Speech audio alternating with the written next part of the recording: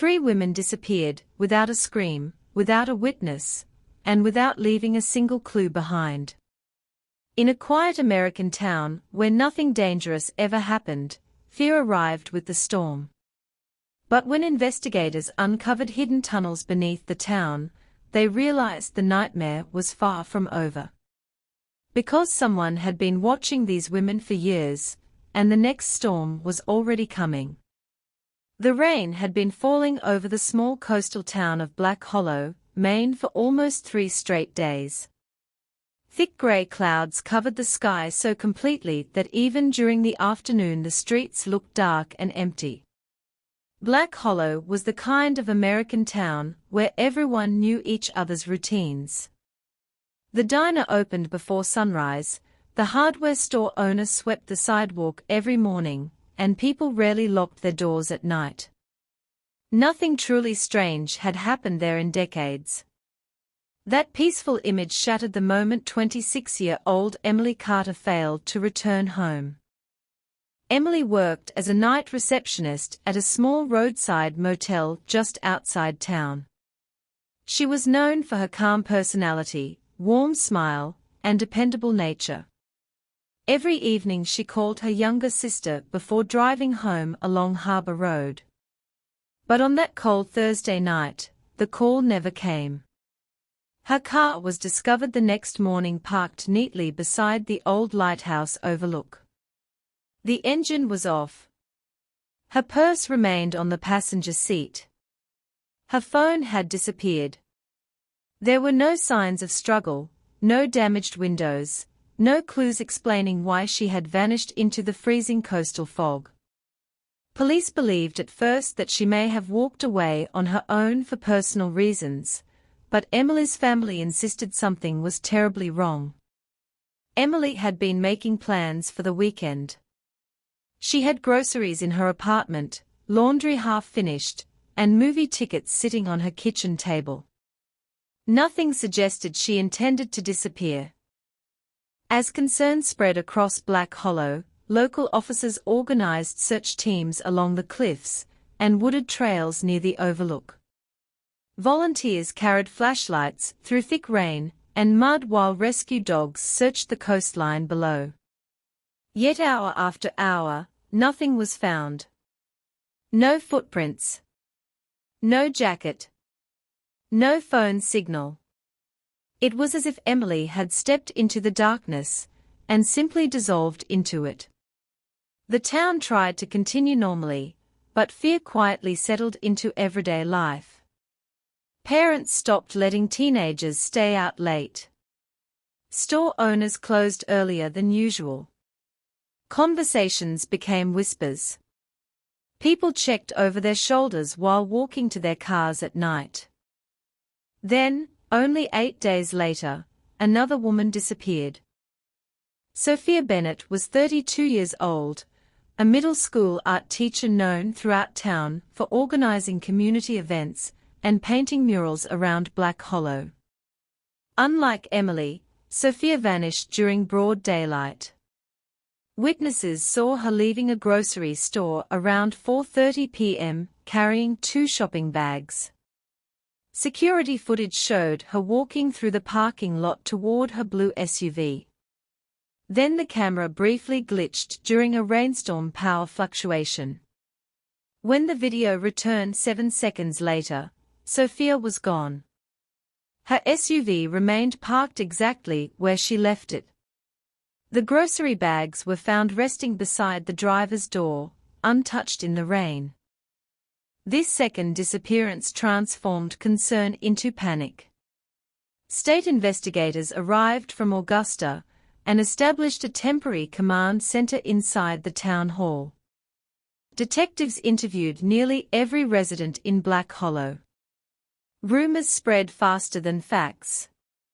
Some believed a dangerous traveler was passing through town. Others whispered about hidden criminal activity connected to the abandoned shipping docks outside town limits. Elderly residents spoke quietly about old local legends tied to the cliffs near the lighthouse, stories few had taken seriously before. Social media exploded with theories, fear, and speculation, turning Black Hollow into a national headline almost overnight. Among the investigators assigned to the case was Detective Marcus Hale, a former Boston investigator, who had recently transferred to Maine after years of handling difficult missing person cases. Hale was known for noticing details others ignored. Quiet and intensely observant, he spent hours studying photographs, maps, and timelines pinned across the walls of the command center. Something about the two disappearances troubled him deeply. The scenes were too clean. No evidence of violence. No ransom demands. No clear connections between Emily and Sophia. Yet Hale felt certain the disappearances were linked by something hidden beneath the surface. Late one evening, while reviewing Sophia's grocery store footage frame by frame, Hale noticed something almost invisible in the reflection of the rain-covered parking lot windows. A dark vehicle had appeared near Sophia's SUV moments before the camera glitched. The image was distorted and blurry, but the outline suggested an older black pickup truck with a damaged front headlight. No license plate could be identified. It was the first possible lead investigators had discovered since the nightmare began. Before detectives could fully investigate the mysterious truck, the town suffered a third disappearance. 21-year-old college student Rachel Monroe vanished while driving home from a friend's apartment shortly after midnight. Her vehicle was discovered abandoned near Black Hollow's Northern Forest Road, headlights still glowing in the darkness when deputies arrived. Rachel's purse, wallet, and keys remained inside the car. Her driver's side door stood slightly open. Nearby trees moved violently in the storm winds as officers searched the woods surrounding the road. Then one deputy noticed something unusual buried in the mud beside the tire tracks: a silver bracelet with tiny blue stones. Detective Hale stared at the bracelet in silence because he recognized it immediately from Emily Carter's missing person photos. For the first time since the investigation began, Hale realized the disappearances were not random. Someone had taken all three women. Someone careful. Someone patient. And somewhere within the storm-covered shadows of Black Hollow, that person was likely watching the entire town descend into fear. By the second week of the investigation, Black Hollow no longer felt like the peaceful American town it once was.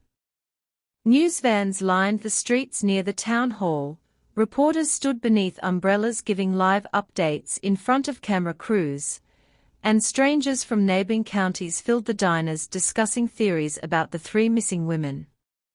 Businesses that once stayed open late now shut their doors before sunset.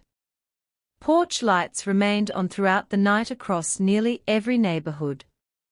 Even the sound of the ocean crashing against the cliffs seemed heavier, colder, as if the entire town itself had become trapped beneath a cloud of fear. Inside the temporary investigation center, Detective Marcus Hale barely slept. Large maps covered the walls, marked with colored pins showing the last known locations of Emily Carter, Sophia Bennett, and Rachel Monroe. Hale studied every detail repeatedly, searching for a hidden pattern others might have overlooked. At first glance, the women appeared completely unrelated. Emily worked nights at a roadside motel. Sophia taught art at the local school. Rachel studied journalism at a nearby college campus. Different ages. Different lifestyles. Different routines. Yet the disappearances shared one disturbing similarity: each woman vanished during severe weather conditions, when heavy rain reduced visibility and kept most people indoors. Hale believed that detail mattered. One stormy evening, Hale requested all available traffic camera footage from roads leading in and out of Black Hollow during the nights of each disappearance. Most of the recordings were poor quality because of rain and electrical interference, but after hours of analysis, a pattern slowly emerged. An older black pickup truck appeared near all three disappearance zones within roughly the same time frame. The truck avoided major roads whenever possible and disappeared from cameras quickly, almost as if the driver knew exactly where surveillance systems were located. More troubling was the fact that the damaged front headlights seen near Sophia's disappearance appeared identical in every clip. Still, investigators faced a major problem. Black Hollow sat near several rural highways where hundreds of similar trucks traveled weekly. Without a license plate, identifying the vehicle seemed nearly impossible. Meanwhile, fear inside the community continued growing. Parents escorted children directly to school entrances. Evening joggers disappeared from the streets entirely. Some residents purchased security cameras, while others formed volunteer neighborhood patrols, driving slowly through dark residential roads throughout the night. Yet despite all the precautions, nobody felt safe anymore because no one understood how three women could disappear without leaving meaningful evidence behind. Rachel Monroe's family struggled especially hard with the uncertainty. Her mother spent entire days sitting near the command center waiting for updates, while holding Rachel's childhood photographs in trembling hands.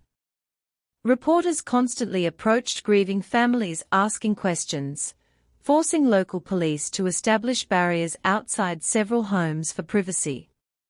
Detective Hale avoided media interviews whenever possible because he knew public panic could easily spiral further out of control. But privately, he feared the situation was already worse than most people realized.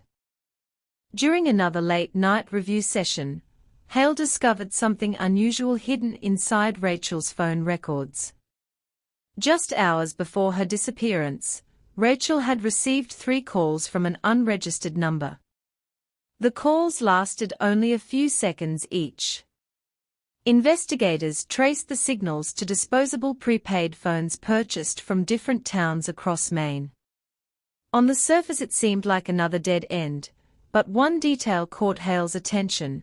The final phone signal connected briefly to a cellular tower near the abandoned shipping district south of Black Hollow. The shipping district had once been the economic center of the region decades earlier. Massive warehouses lined the fog-covered docks, but after the fishing industry declined, most buildings were abandoned and left to decay beside the freezing Atlantic shoreline. Rusted fences surrounded empty loading yards, while broken windows overlooked dark alleyways filled with seawater and debris. Local teenagers sometimes explored the area illegally, though most residents avoided it entirely after sunset.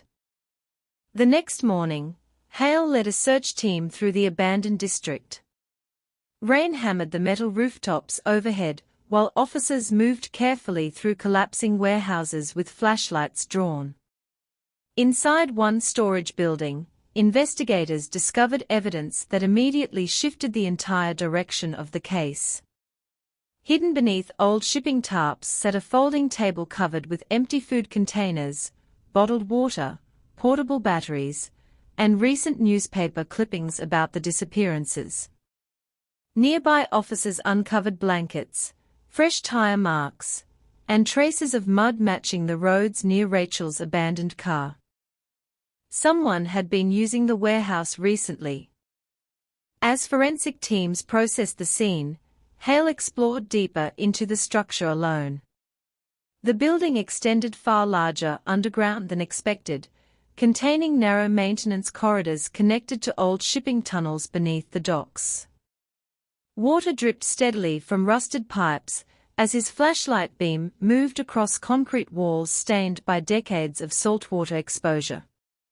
Then Hale noticed fresh scrape marks near a locked metal door at the end of one corridor. His pulse slowed. The door had been opened recently. Backup officers arrived moments later. Together they forced the heavy door open, revealing a hidden underground room powered by portable generators. The air inside felt cold and stale. Several chairs faced a small table holding maps of Black Hollow, photographs of the missing women, and handwritten notes tracking their daily routines. Detective Hale immediately understood they were standing inside the suspect's planning area. Then another officer discovered something even more chilling. Taped carefully to one wall were dozens of photographs of women from neighboring towns, grocery stores, parking lots, gas stations, sidewalks, parks. Some images were years old. Others appeared recent. Many women had red circles drawn around their faces with handwritten dates beneath them. Emily Carter's photograph hung at the center of the wall beside Sophia Bennett and Rachel Monroe. The room fell silent. Whoever created this place had been watching women for a very long time. As officers secured the underground chamber, Hale noticed a small portable radio sitting on the table. Its power light still blinked faintly, meaning someone had likely been there not long before police arrived. Hale's eyes slowly moved toward the dark tunnel stretching farther beneath the docks. Then, somewhere deep inside the underground passageways, a metal object suddenly crashed against concrete. Everyone froze. The suspect might still be inside. The crashing sound echoed violently through the underground tunnel system beneath the abandoned shipping district. Every officer inside the hidden chamber instantly turned toward the darkness. Detective Marcus Hale raised his flashlight slowly, the narrow beam cutting through damp air thick with dust and seawater. For several seconds nobody moved. The only sounds were dripping pipes, distant storm winds above the docks, and the low electrical hum from the portable generators inside the room. Then another noise came from deeper within the tunnels. Footsteps. Fast. Running. Move. Hale shouted as officers rushed forward into the narrow concrete corridor. Their flashlights bounced wildly across rusted walls while boots splashed through shallow water covering the tunnel floor. The underground pathways twisted beneath the docks like a maze built decades earlier for maintenance crews and cargo transport systems. Visibility remained poor because many overhead lights no longer functioned, leaving long stretches buried in darkness. Hale pushed ahead of the others, following faint echoes disappearing deeper underground. As he turned one corner, his flashlight briefly caught movement far ahead, a shadow disappearing behind another tunnel intersection.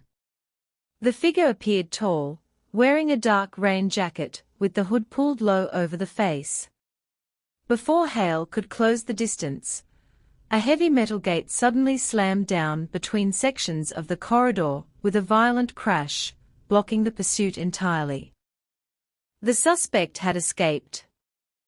Officers searched the remaining tunnels for nearly 2 hours, but the underground system connected to multiple abandoned exits leading toward the coastline and old industrial streets above.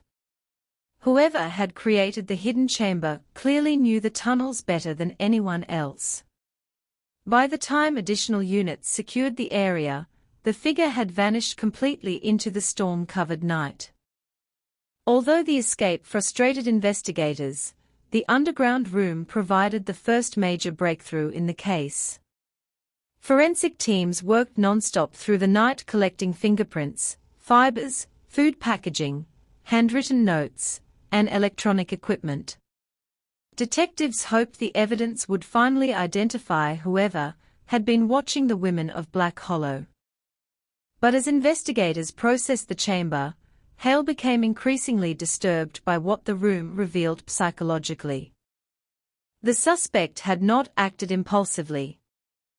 Everything about the underground hideout suggested patience, organization, and long-term planning. Detailed schedules tracked when certain women left work, visited stores, or walked alone at night. Hand-drawn maps highlighted isolated roads and locations with limited surveillance coverage. Several notebooks contained weather observations dating back nearly 2 years. Hale noticed many pages included notes about storms, fog conditions, and power outages across Black Hollow. The suspect had specifically chosen nights when visibility was lowest. That realization changed everything. Previously, investigators believed the disappearances were crimes of opportunity. Now Hale understood they were carefully orchestrated events designed to create confusion and delay response times. Severe weather kept witnesses indoors, distorted camera footage, and washed away physical evidence. The person behind the disappearances had likely studied the town for years before taking action. Meanwhile, outside the investigation center, fear across Black Hollow reached dangerous levels. Rumors spread faster than official updates. Some residents believed multiple suspects were involved. Others claimed they had seen strange vehicles parked near schools or neighborhoods. Gun shops in neighboring counties reported increased sales as frightened residents attempted to protect their families. Local officials urged calm during public meetings, but the town no longer trusted its own sense of safety. The tension worsened when a local radio station received an anonymous phone call shortly before midnight. The caller spoke softly through heavy static, disguising the voice so completely that investigators could not determine whether it belonged to a man or woman. The message lasted only 14 seconds before the line disconnected. "You're searching in the wrong place," the voice said. "The storm hides everything." The recording spread rapidly online within hours. Detective Hale listened to the message repeatedly the next morning inside the command center. Most investigators focused on tracing the phone call, but Hale concentrated on the wording itself. Something about the phrase bothered him deeply. Not because it sounded threatening, but because it sounded confident. Calm. Almost controlled. As if the caller believed they were still ahead of the investigation. Later that afternoon, forensic analysts finally uncovered a critical piece of evidence from the underground chamber. Partial fingerprints lifted from a portable battery matched a former dock worker named Daniel Mercer, a 48-year-old man who had worked in Black Hollow years earlier before the shipping district shut down permanently. Mercer had lived quietly outside town limits in a remote wooded property for nearly a decade. According to public records, he had no violent criminal history, though several former co-workers described him as extremely isolated after losing his job during the economic collapse of the docks. Daniel Mercer had helped design portions of the underground shipping tunnels during renovation projects years earlier. He knew the entire maze. A tactical team prepared to search Mercer's remote property before sunrise the following morning. Because of growing public fear, authorities kept the operation secret to avoid media interference. Rain continued falling heavily overnight while investigators assembled maps, aerial photographs, and emergency medical teams in case the missing women were still alive somewhere on the property. At 4:40 a.m., a convoy of unmarked police vehicles traveled north through dense forest roads outside Black Hollow. Thick fog rolled between towering pine trees as headlights cut through the darkness. Detective Hale sat silently in the lead vehicle reviewing photographs of Emily, Sophia, and Rachel once more. He understood the next few hours could determine whether the women were rescued, or whether the investigation would become something far worse. When the convoy finally reached Mercer's property, officers immediately noticed something unsettling. The isolated house sat completely dark despite the storm. No vehicles were parked outside. No smoke rose from the chimney. Yet muddy tire tracks near the driveway appeared fresh. Too fresh. Hale ordered the team forward carefully. Officers entered the house room by room with flashlights raised, but the interior stood empty. Dust covered much of the furniture, suggesting nobody had lived there regularly for some time. However, investigators soon discovered signs that someone had recently returned. Fresh food sat inside the refrigerator. Wet boots rested beside the back door. A portable police scanner quietly played emergency broadcasts from the kitchen counter. Then an officer shouted from downstairs. Hale rushed toward the basement, where investigators had uncovered another hidden door concealed behind old storage shelves. Cold air drifted upward from the darkness below. Unlike the tunnels beneath the docks, this underground passage looked newer, reinforced with fresh concrete and electrical wiring. At the bottom of the stairs, the tunnel opened into a large underground room illuminated by dim lanterns. 3 chairs stood near the center. One chair was empty. The second contained ropes that had recently been cut. And in the third chair sat Rachel Monroe, frightened, weak, but alive. The moment Detective Marcus Hale saw Rachel Monroe alive inside the underground chamber, the entire investigation changed. Officers rushed toward her carefully while emergency medics moved into the room carrying blankets and medical supplies. Rachel's hands trembled violently as the ropes were removed from the chair. Her face looked pale from exhaustion, and dark circles surrounded her eyes, but she was conscious. Alive. For the first time in weeks, Black Hollow finally had hope. Hale crouched beside her calmly, speaking in a steady voice while medics examined her condition. Rachel struggled to focus at first, her breathing uneven from fear and exhaustion. The underground room felt freezing cold, and the sound of rain above the hidden structure echoed faintly through the concrete ceiling. Several battery-powered lanterns cast long shadows across the chamber walls where shelves of canned food, bottled water, tools, and radio equipment had been carefully organized. Everything inside the bunker reflected the same disturbing precision investigators had already seen beneath the abandoned docks. But one question mattered more than anything else. Where are Emily and Sophia? Hale asked softly. Rachel swallowed hard before answering. They were here, she whispered. Not long ago. The room fell silent. Rachel explained that she had been kept underground for several days after being taken from the roadside during the storm. She described hearing another woman crying somewhere nearby during her first night in captivity. Later she briefly saw Emily Carter inside another room, while the suspect moved through the tunnels carrying supplies. According to Rachel, both women had still been alive the last time she saw them. However, shortly before sunrise that morning, the suspect became agitated after listening to police activity on a scanner. Rachel heard vehicles outside the property moments before officers arrived.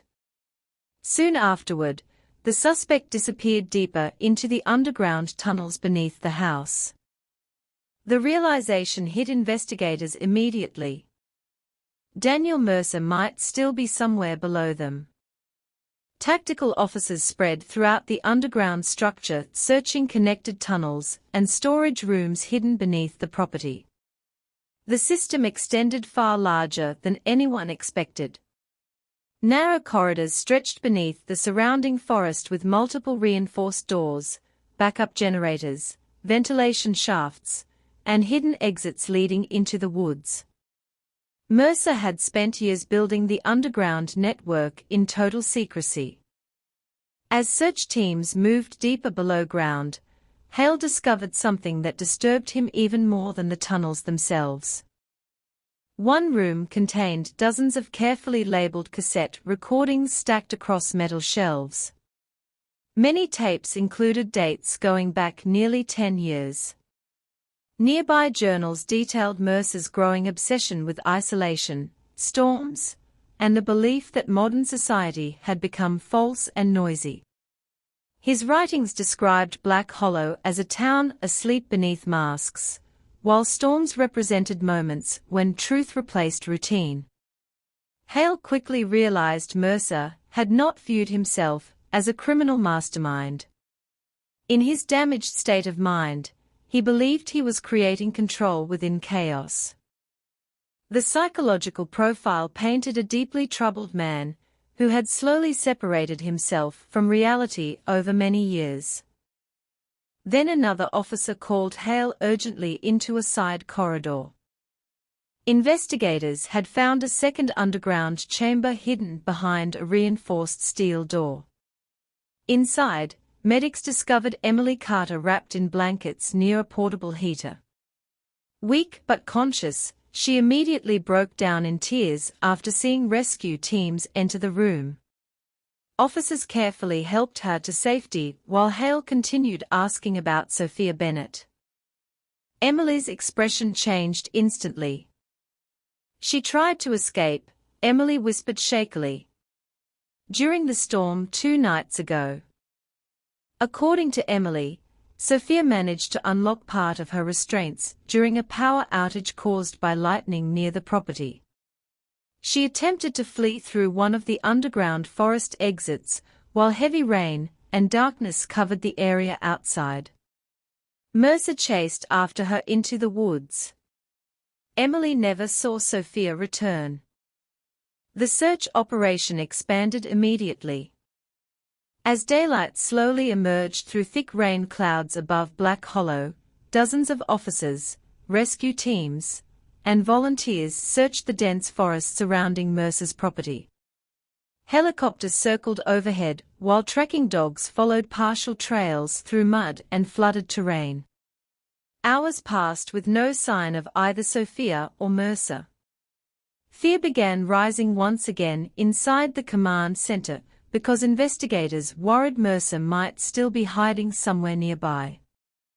Then, shortly after noon, a rescue team discovered movement near a shallow creek almost 2 miles from the underground property.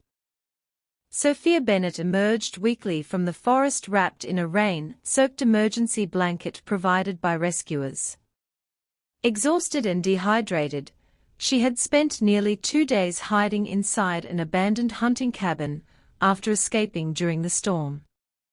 She told investigators she became lost in the woods while trying to avoid Mercer in darkness and heavy rain. When she finally heard helicopter sounds that morning, she followed them until rescue teams located her near the creek. Black Hollow erupted with relief after confirmation that all 3 women had survived. For the first time in weeks, families gathered outside homes crying, hugging, and thanking rescue crews as national media flooded the town with non-stop coverage. Schools closed for a day while residents held candlelight gatherings near the harbor in support of the survivors and investigators. Yet despite the relief, one problem remained unresolved. Daniel Mercer had vanished. Days passed without a confirmed sighting. Authorities searched highways, forests, abandoned structures, and coastal areas across multiple counties. Investigators believed Mercer escaped through one of several hidden forest exits connected to the underground tunnel system before police fully surrounded the property. The massive storm had once again worked in his favor, washing away tracks and reducing visibility during the critical early hours of the search. Detective Hale refused to believe Mercer had gone far. While reviewing evidence recovered from the underground chambers, Hale focused repeatedly on one location marked dozens of times across Mercer's maps: the old lighthouse overlook where Emily Carter's car had first been discovered weeks earlier. The location appeared circled heavily in Mercer's journals beside handwritten phrases describing storms, silence, and the place where everything began. Late one evening, another powerful storm rolled across the Maine coastline. Thunder shook the cliffs outside Black Hollow while police units monitored roads throughout town. Hale drove alone toward the lighthouse overlook, unable to ignore the feeling pulling him back to the place where the nightmare started. Rain hammered the windshield as he stepped from the vehicle near midnight. Fog rolled violently across the cliffs overlooking the dark Atlantic Ocean below. The old lighthouse beam rotated slowly through the storm, illuminating the coastline in brief flashes of white light. Then Hale noticed footprints in the wet ground leading toward the cliffside railing. Fresh footprints. He followed them carefully through the rain until he saw a figure standing near the edge of the overlook staring out toward the crashing ocean waves below. The dark hooded jacket, the tall frame, the damaged black pickup truck parked nearby, it was Daniel Mercer. For several long seconds neither man spoke. The storm roared around them while the lighthouse beam swept across the cliffs again. Mercer looked exhausted, pale, and emotionally broken rather than aggressive. Hale slowly approached while keeping his voice calm. He spoke about the survivors, about the fear Mercer had caused across Black Hollow, and about the years Mercer spent isolating himself beneath anger and obsession. Mercer listened silently without turning around. Finally, Mercer spoke softly. "They were never supposed to disappear forever," he said. "I just wanted the world to stop for a while." The words hung heavily in the stormy air. Moments later, additional police vehicles arrived behind Hale as tactical officers surrounded the overlook. Mercer looked toward the flashing lights reflecting across the rain-covered cliffs. For the first time since the investigation began, the long nightmare that had consumed Black Hollow finally came to an end without further tragedy. Months later, life slowly returned to the coastal town. The survivors continued healing alongside their families while the underground tunnels beneath the property were permanently sealed. Businesses reopened late again. Children played outside after sunset. The fear that once gripped Black Hollow gradually faded into memory.